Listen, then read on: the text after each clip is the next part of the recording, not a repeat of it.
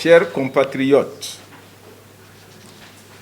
en application de l'article 46 de la loi portant code électoral en République du Bénin, la campagne électorale pour le premier tour de l'élection présidentielle du 11 avril prochain s'ouvre ce vendredi 26 mars à partir de 0 heure et s'achève le vendredi 9 avril 2021 à partir de minuit. Ainsi, durant 15 jours, les 3 duos de candidats en lice iront à la rencontre des populations béninoises de toutes catégories sociales pour présenter leurs projets de société et solliciter le suffrage des électeurs. Je rappelle que, conformément aux dispositions de la loi, seuls les partis politiques officiellement reconnus peuvent aussi participer à cette campagne électorale. Chers compatriotes, nous avons tous conscience que cette campagne électorale s'ouvre dans un climat d'interrogation et d'inquiétude en raison des tensions sociopolitiques entre les acteurs, du fait notamment des ressentiments éprouvés par certains d'entre eux par rapport aux conditions du déroulement du processus électoral. C'est pourquoi, à quelques heures de son démarrage, je voudrais m'adresser à vous, chers compatriotes, pour rappeler à tous que la vie politique est parfois tributaire de contingences sur lesquelles nous n'avons aucune emprise.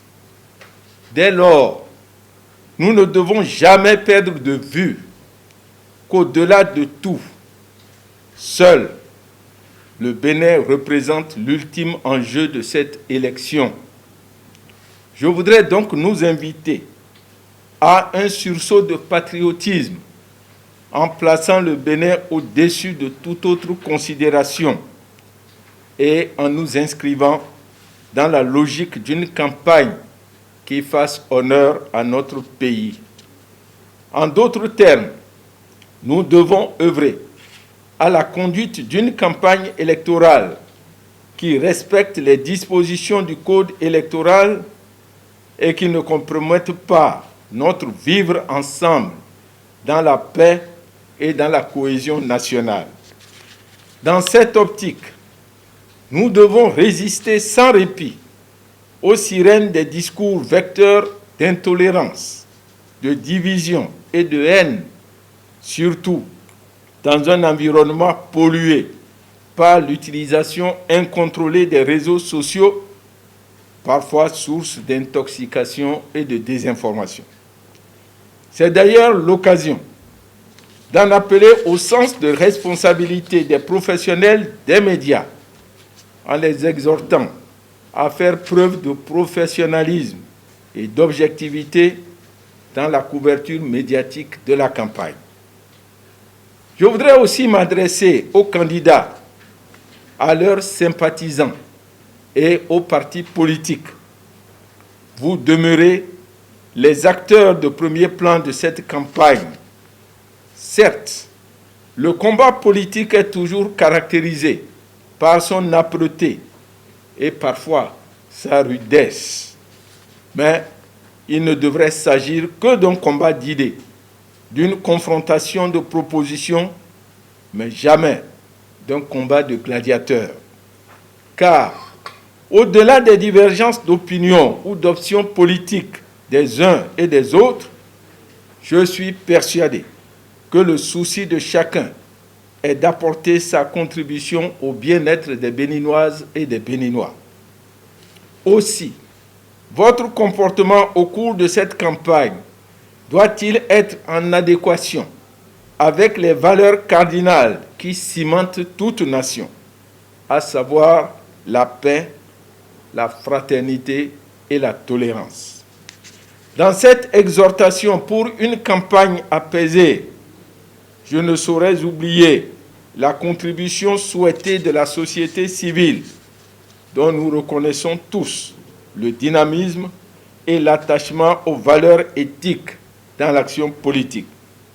Votre rôle de veille citoyenne est un précieux atout pour sensibiliser nos compatriotes à la culture de la paix et au respect des lois en vue d'une campagne véritablement saine et pacifique.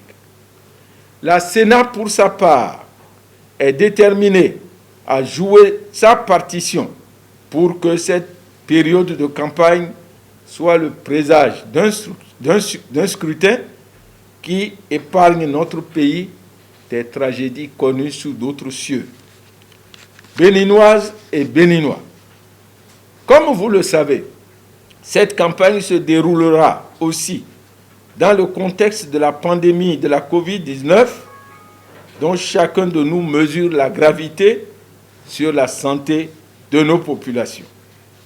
La campagne électorale induisant des regroupements de personnes et parfois dans des espaces confinés, le risque est grand pour que ces occasions favorisent la circulation du virus et partant la propagation de la pandémie.